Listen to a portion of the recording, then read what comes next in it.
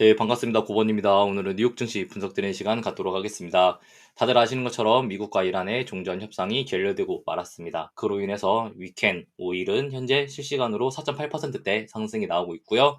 위켄 나스닥은 마이너스 1% 정도의 하락률이 나오고 있습니다. 비트코인 역시도 실시간으로 마이너스 2% 정도 하락이 나오면서 월요일에는 오늘도 개파락이 좀 출현할 수 있는 증시다라고만 우리가 인지하시면 될 것 같아요. 자, 그럼 궁금하실 거예요. 이스라엘은 뭐 하고 있을까? 라고 하면은 이스라엘은 오늘도 헤즈볼라하고 열심히 미사를 쏘고 있습니다. 그렇기 때문에 지금 협상은 결렬 났지만 양측이 미사일을 쏘지 않으니 다행이네 라고 생각할 수 있지만 반대로 이스라엘과 헤즈볼라는 아직도 싸우고 있다라고 볼 수 있어요. 그렇기 때문에 좋은 흐름은 아니다라고 볼 수 있고요. 그럼 도대체 네타냐후가 도대체 왜 이러냐라고 할 텐데, 자, 원래 네타냐후는 지금 재판을 받아야 되는 입장이에요. 근데 지금 미국과 이스라엘, 이란 전쟁 때문에 국가 비상사태를 선포하고 나서 본인의 재판을 미뤘다가 이번에 휴전이 되면서 다시 한 번 더 재판을 받아야 된다라는 거예요. 그래서 이 재판이 실제로 확정적으로 될 경우 올해 10월 11월에 예정된 이스라엘의 선거에도 매우 좋지 않은 영향을 미칠 것이기 때문에 네타냐후 입장에서는 기회는 이때다 하고 사실 쏠 수밖에 없고 계속해서 이런 사태들은 이어질 것이라고 보고 있습니다. 금요일 같은 경우는 증시가 전반적으로 좀 하락 마감했습니다. 2거래일, 3거래일 연속으로 엔트로피 이슈로 소프트웨어 관련주들이 하락이 나오고 있어요. 자, 우리가 지금 이란 이슈에 하면 너무 집중되어 있는데 실제로 소프트웨어 관련주들은 이틀, 3일째 하락폭이 매우 높다라는 거예요. 계속 말씀드리지만 반도체만 올라가는 시장은 절대 정상이 아니다라고 계속 말씀드리고 있습니다. 무슨 패턴이냐면은 S&P 500, 다우지수, 러셀, 그리고 나스닥 중에서 지난달 대비해서 지난달의 정고점을 돌파한 지수는 나스닥이 유일해요. 이렇다라는 것은 실제로 휴전, 종전, 강세장, 슈퍼랠리 이런 게 나온다라는 것은 S&P 500, 다우, 러셀, 나스닥이 모두 다 같이 올라가는, 즉 모든 종목들이 다 같이 10%, 20%씩 기대감을 가지고 올라가는 것이 진정한 유동성의 유입, 진정한 강세장이라고 볼 수 있지, 이렇게 일부 섹터 때문에 지수가 잘못된 무빙을 보여주는 것, 수급이 꼬여버리는, 수급이 왜곡되어 버리는 것은 절대 건전한 강세장이 아니고 정상적인 시장이 아니라고 계속 말씀드리고 있는 부분이기도 합니다. 추가적으로 증시는 정말 많은 악재를 뒤로 계속 밀어가고 있어요. 미국의 GDP가 0.5% 상승으로 확정이 되면서 정말 낮은 성장이 진행되고 있고요. 추가적으로 근원 PC도 2월 전쟁이 발생되기 전임에도 불구하고 물가가 엄청나게 올랐다. 그리고 3월 CPI 역시도 예상치를 하회하긴 했지만 어마어마하게 상승이 나왔다. 이런 것들이 있다라는 거예요. 지금 증시는 미국 성장은 멈췄는데 2월 달부터 3월 달부터 전쟁이 있기 전부터 물가 압력은 계속해서 진행되고 있네. 이게 절대 좋은 게 아니네. 그래서 미국의 미시간대의 소비자 심리 지수는 사상 최저치를 기록했네. 그리고 엔트로픽 이슈로 증시는 계속해서 관련주들이 하락이 나오고 있는데, 우리가 이런 모든 악재들은 다 뒤로 미루고 이란 하나만 보면서 호재 하고 있으면 안 된다라는 거예요. 미국의 TJ 잔고입니다. 지금 재무부 잔고인데 보시면 아시겠지만 1월부터 계속 낮아지고 있어요. 특히 3월 18일 이후로 8,700억 달러 정도 있던 재무부 잔고가 6,900억, 거의 1,700억 정도를 시장에 투입한 것으로 볼 수 있어요. 그러면은 자, 3월 18일이 언제냐? 바로 이 시기라는 거죠. 지금 재무부는 3월 18일부터 열심히 돈을 풀면서 증시를 어거지로 부양한 구간들이 좀 있다라고 볼 수 있어요. 궁금하실 거예요. 에이, 저 정도야 좀 풀 수 있는 돈 아니야? 라고 하실 수 있는데, 자, 지금까지 재무부가 11월부터 3월까지 항상 8천억 달러를 항상 보유하고 있었어요. 8천억에서 9천억 달러 사이. 9월이나 10월 포함해서 최소 반년 이상 안정적으로 가져가고 있다가 최근에 급하게 돈을 투입하고 있다라는 거죠. 그래서 증시가 상승이 나왔다라고 좀 해석할 수 있는 구간들이고요. 더 재밌는 것은 무엇이냐면은, 자, 이렇게 TJ 잔고가 8천억 달러 이하로 내려간 것은 최근 6개월 동안 이번이 처음이다라는 거예요. 그러니까 우리가 작년 10월부터 증시가 왜 박스권에 있냐? 결국 재무부에서 돈을 풀지 않기 때문에, 즉 시장의 유동성이 멈춰있기 때문에 위에 아래 박스권 횡보 나오고 있던 거예요. 근데 지수 밀리니까 재무부에서 돈 풀면서 증시 부양하고 있다. 근데 저 돈 풀고 있는 것이 전반적인 섹터에 다 강세장을 이끌어내고 있느냐? 아니다. 반도체 섹터만 유일하게 올라가고 있다라고 계속 말씀드리고 있고요. 그럼 반대로 지금 재무부가 돈을 많이 풀었잖아요. 그럼 또 채워 넣어야겠죠. 4월 말까지 재무부의 목표는 1조 달러 이상을 모으는 거예요. 그러면은 최소한 3천만 달러 이상은 다시 한번 더 TJ 잔고에 채워야 되기 때문에 그럼 그 시기에 증시는 또 어떻게 될까? 재무부가 돈을 풀어서 올렸지만 재무부가 돈을 다시 한 번 더 못 푼다면 증시는 어떻게 될까라고 차트 기준에서도 볼 수 있다라는 거죠.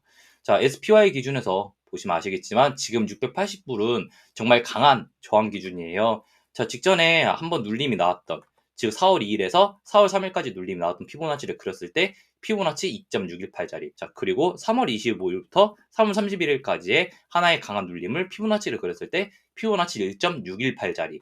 그리고 최근에 증시가 한번 눌림이 나왔던 해당 구간을 동일하게 피보나치로 그렸을 때, 즉 갭상승하고 나서 최근에 약간 눌렸던 이 구간을 피보나치로 동일하게 그렸을 때도 1.618 구간, 즉 이게 어떤 피보나치를 그려도 지금은 피보나치 기준에서 저항선이구나 라는 것을 충분히 유추할 수 있어요. 그리고 여기서 2% 3%만 더 올라가면은 지수는 신고가라는 거예요. 근데 지금 전쟁 이슈가 하나라도 해소된 것이 있느냐? 없다. 그러면은 지금 전쟁 이슈를 증시가 너무 빠르게 선반영해서 가지고 갔다라고도 볼 수 있다라는 거예요. 그래서 이런 점들에 대해서 우리 좀 우려해야 되고, 자, 그리고 옵션 기준에서도 여기 목요일에는 매수세가 강하게 들어왔는데 금요일에는 매도세가 엄청나게 들어왔어요. 그렇기 때문에 금요일에 많은 기관 투자자들이 매도를 좀 진행했구나라는 것을 우리가 충분히 유추할 수 있고요. 자, 추가적으로 풋옵션도 많이 들어와 있는 상태라는 거예요. 반도체 섹터에도 풋옵션이 많이 들어와 있는 상태고요. 심지어 스QQQ에도 콜옵션이 유입될 정도로 시장은 어마어마하게 지금 풋옵션을 잡고 있다라고 보시면 될 것 같아요. 그러면은 증시가 상승이 나와도 기관 투자자들은 계속해서 풋옵션을 잡고 있구나라는 것을 우리가 유추할 수 있다라는 거죠. 그렇기 때문에 차트 기준에서 680불이 고점 구간으로 진입할 수 있는 구간인데 악재 터지면서 증시 밀릴 수 있는 구간. 그러면서 지금 TJ 잔고를 채워야 된다면은 증시는 유동성이 말라갈 것. 그리고 악재는 동일하게 하나 터지면서 자, 지금 지난주 내내 유입되어 있던 콜옵션이 스퀴즈 되면서 하락이 나온다면은 조금 더 유의미한 하락을 기대할 수도 있을 것이다. 라고는 좀 볼 수 있습니다. 그래서 1차적으로 SPY 기준에서는 일본 기준에서 200일선이자 직전에 갭상승 뛰어났던 660불에서 665불 이 사이를 개인적으로는 매꾸로 내려온다라고 보고 있어요. 그렇기 때문에 자, SPY 기준에서 677불 이탈할 때 인버스를 추매할 수 있는 자리가 나온다라고 볼 수 있습니다. 자, 그럼 반도체 지수 궁금하실 거예요. 이렇게 너무 많이 올라갔는데 이거 조정받아? 라고 하시면은 저는 XXL 기준에서는 50불 초반까지는 내려온다라고 보고 있어요. 옵션 기준에서도 이 정도의 하방 베팅은 나오고 있거든요. 즉 지수가 3% 정도 밀리면은 반대로 뭐 반도체 섹터 특히나 X 같은 경우는 한 10%씩 밀리겠죠. 그러면은 세배 레버리지는 한 30%씩 밀리지 않겠냐. 충분히 유추할 수 있다라는 거고요. 그래서 지금 이렇게 볼린저 밴드 상단을 강하게 뚫고 올라가는 종목은 정말 어마어마하게 과매수 구간이라는 거예요. 즉 이런 자리는 절대 따라가면 안 된다라고 볼 수 있고요. 자, 1시간 봉 기준에서도 그리고 4시간 봉 기준에서도 우리가 보조 지표를 보았을 때 자, 직전에 이렇게 과열권이었던 구간들이 없어요. 이번에 25년도에 관세 끝났을 때 보다도 더 큰 과매수권이라는 거예요. 어마어마하죠. 들어가면 안 되는 자리라는 거예요. 이것은 4시간 봉 기준에서도 어때요? OBV가 이렇게 강하게 들어와 있던 적은 2020년도에도 없어요. 즉 코로나 때도 저렇게까지 강하게 들어오지 않았단 말이에요. 즉 지금은 어마어마하게 과매수된 상태다. 근데 지금 구간에서 이 과매수된 종목을 가지고 포모를 가질 필요가 없다라고 말씀드리고 있는 거고요. 그리고 잘못된 포모인 것이 무엇이냐면은 자, 수요일에 휴전하고 나서 XXX 기준에서는 7% 정도 상승이 나왔어요. 그러면은 XXL 기준에서는 대략 한 18%, 20% 정도 상승이 나왔단 말이에요. 그러면은 이거 놓쳐서 아쉬워 할 필요 없단 말이에요. 20%. 그리고 우리가 매수를 할 때 XXL만 매수하나요? 아니요. 강세장이래, 상승장이래라고 이야기 들으면 뭐 사요? 테슬라도 매수해보고, 아이온큐도 매수해보고, 뉴스케일 파워 같은 것도 매수해보고, 여러 가지 매수하잖아요. 근데 코인베이스 같은 경우도 휴전이래 매수하자 하고 나면은 본주가 마이너스 14%씩 하락이 나왔단 말이에요. 이거 2배 레버리지만 들고 있었어도 마이너스 30%예요. 그럼 XXL 20% 수익 내고 있어봤자 강세장이라고 착각해서 매수했다가 나는 코닐로는 마이너스 30% 손실 보고 있는 거예요. 그럼 전체 계좌가 과연 수익이겠냐는 거예요. 이것은 양자 섹터도 동일해요. 와, 종전 기대감이래 하고 아이온큐를 매수했으면은 9% 정도 하락이 나와요. 그럼 2배 레버리지 매수했으면은 마이너스 18%죠. 그럼 XXL로 20% 수익 내봤자 뭐예요? 어차피 아이온큐로 마이너스 20% 하락이 나오고 있는데요. 팔란티어, 테슬라 등등 정말 여러 섹터들이 해당 구간에서 매수했으면은 최소한 2배, 3배 레버리지로 계산했을 때 거의 20% 이상 쓰기 하락은 모두 정해져 있는 종목들이라는 거예요. 근데 우리가 딱 하나 XXL만 보고 저거 못 사서 아쉬워. 이럴 필요 없다라는 거죠. 뉴스케일 파워 2배 레버리지 샀으면 휴전 기대감 이후로 마이너스 20% 하락. 근데 XXL로 20% 상승. 이게 왜 강세장이고 왜 수익이냐라는 거죠. 그렇기 때문에 우리가 이런 시장에서 포모를 가질 필요가 없다.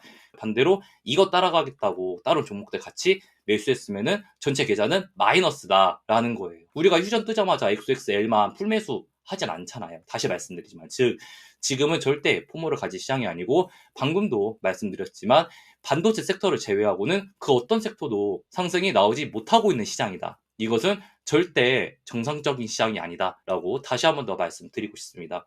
그래서 마지막으로 정리드리지만 XXL 제 목표가는 50불 초반이다라고 볼 수 있고요. SXS 기준에서는 그냥 바로 목표가 30에서 33불까지는 볼 거니까 월요일에 추매 타점이 나오는 구간이라고 볼 수 있어요. 그래서 XXX도 지금 구간에서 V자 반등이 나오면은 추매 타점 나오면서 되돌리는 상승은 나오겠구나라고 우리가 충분히 유추할 수 있다라는 거죠.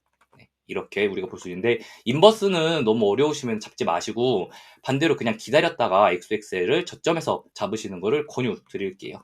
그렇게 보시면 될 것 같습니다. 그러면은 아이온큐 양자 섹터 한번 보자라는 거예요. 답답한 흐름이 진행되고 있어요. 실제로 지금 전쟁, 종전 얼마나 좋아요. 근데 상승이 제한되고 있단 말이에요. 심지어 캔들이 4시간 봉 기준에서 월요일에 28불 아래를 확정적으로 이탈하면은 이 종목은 다시 한 번 더 25불 아래로 내려와요. 그러면은 무조건 지지봐야 되던 자리가 25불이에요. 그래야지 여기서 G라인을 만들어가면서 위로 올릴 수라도 있다라는 거예요. 하지만 확정적으로 28불 이탈하고 25불 이탈할 경우 아이온큐는 이제 다시 한 번 더 G라인을 잃어버리면서 20불 초반까지 하락이 나올 수밖에 없다. 그럼 피보나치 이렇게 그었을 때 역시 22불 정도까지 하락이 나올 수밖에 없고 직전에 이 구간 실적 발표 나오면서 갭상승이 나왔던 구간을 피보나치를 그렸을 때에도 동일하게 1.618 피보나치가 22불에 그리고 하락 추세, 이 파란색 하락 추세선의 하단부가 22불에 걸려 있다는 것을 본다면 아이온큐는 이번에 눌림이 나왔을 때 22불까지는 눌릴 수 있겠구나. 직전에 지지받는 22불까지는 하락이 나올 수 있겠구나. 그래서 28불, 25불 지지받는지 필수적으로 봐야 되는구나 라고 생각을 해야 된다는 거예요.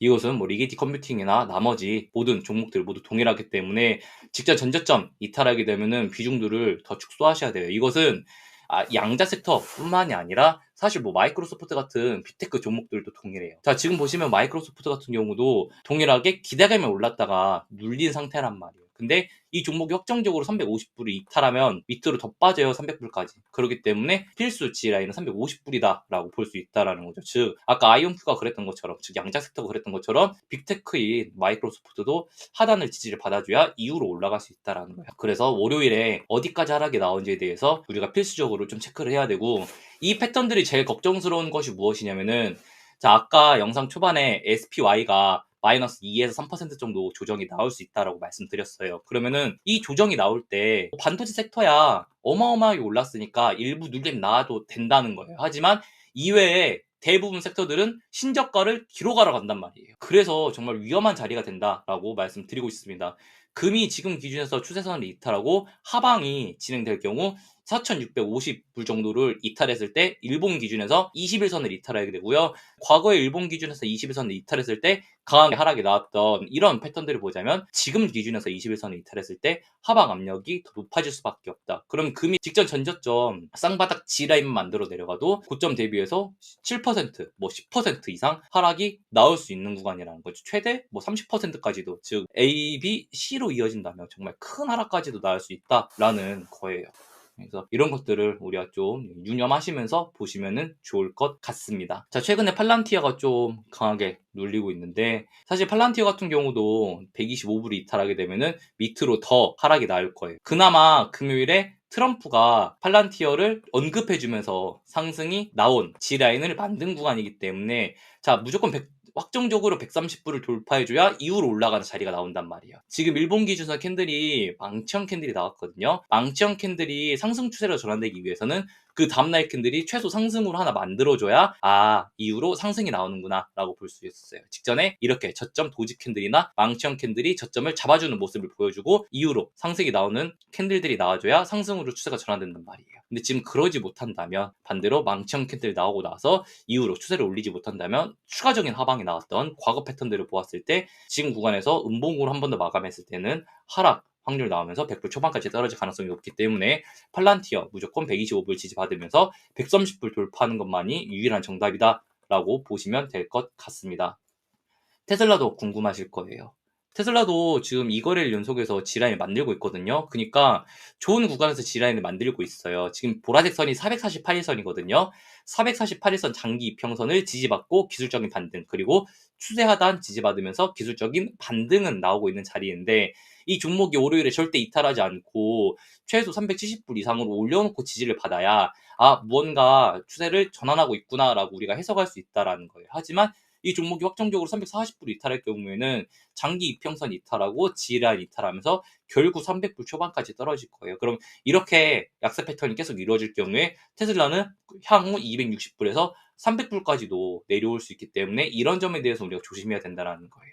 이미 1분기 실적이 좋지 않다라는 악재를 반영했기 때문에 11일 뒤에 나오는 실적 발표는 사실 크게 걱정하진 않아도 되는 구간이긴 하지만, 그럼에도 불구하고 계속 말씀드리지만 대부분 종목들이 비싼 상태에서 호재가 나왔던 게 아니라 테슬라, 팔란티어, 마이크로소프트, 아이온큐 등 대부분 종목들이 사실 엄청나게 박앤세일 중이에요. 그럼에도 불구하고 이번에 호재가 나왔을 때, 휴전이라는 호재가 나왔을 때 상승은 유일하게 반도체 섹터에만 몰렸다라는 것, 이것이 너무나도 문제라는 거죠. 그래서 이런 패턴이 나왔으면 안 됐다라고 볼 수 있어요. 자, 이것은 추가적으로 샌디스크입니다. 샌디스크 지금 잘 안 보이시겠지만 이게 다 금요일에 들어온 풋옵션이에요. 모두 4월 17일 만기로 목표가는 모두 700불에서 560불 정도 보면서 어마어마하게 하락 배팅을 해놨다라는 거예요. 즉 그러면은 700불까지 하락이 나온다라는 것은 직전에 휴전 기대감에 갭상승이 나왔던 구간까지는 매꾸로 내려오겠구나. 실제로 옵션 배팅이 강하게 들어와 있구나. 그럼 700불까지만 하락이 나오더라도 마이너스 15%. 그러면은 아까 갭상승 매꾸로 내려온다라고 했잖아요. XXX 기준에서도 이 갭상승 매꾸로 내려오겠구나라고 우리가 충분히 유추할 수 있는 자리라는 거예요. 그래서 오늘 마지막으로 정리드리지만, 월요일에 시장이 약세가 됐을 때 반도체 섹터가 얼마나 밀리는지를 체크를 해야 되고, 반도체 섹터만 올라가는 증시는 절대 정상적인 증시가 아니다. 그리고 휴전 이슈가 터졌을 때 우리가 반도체 섹터를 포함해서 모든 종목을 매수했다면은 XX 반도체 섹터 빼고는 모두 손실이기 때문에 전체 계좌는 마이너스거나 잘해야 본전이다. 그렇기 때문에 이런 시장에서 그때 살 걸이라고 생각을 하면 안 된다라는 거예요. 결과만 보고 그때 XX에 풀매수할 걸, 이것은 아니라는 거죠. 실제로 그때 강세장일에 호재래 하고 매수를 한다면은 당연히 종목 3개, 4개 나눠서 레버리지 매수했을 거고, XXL 말고 모든 종목은 다 20%, 30%, 2배, 3배 레버리지 기준에서 나오고 있는 구간이다. 3배 레버리지 상승은 못 사서 아쉬워. 근데 나머지 떨어지고 있는 3배, 2배 레버리지들은 어떻게 된다는 거죠. 그래서 다들 좀 어려운 증시고, 실제로 어제 다르고 오늘 다른 증시 분위기이기 때문에 우리가 너무 한쪽에 포지션을 너무 강하게 열어놓고 무조건 여기로 갈 거야 라고 외치는 것보다는 적당히 매수를 하고 적당히 현금 가지고 있으면서 좀 적당히 증시를 잘 대응을 하셨으면 좋겠습니다. 오늘 방송 여기서 마무리 짓도록 하겠습니다. 영상 시청해주셔서 감사합니다.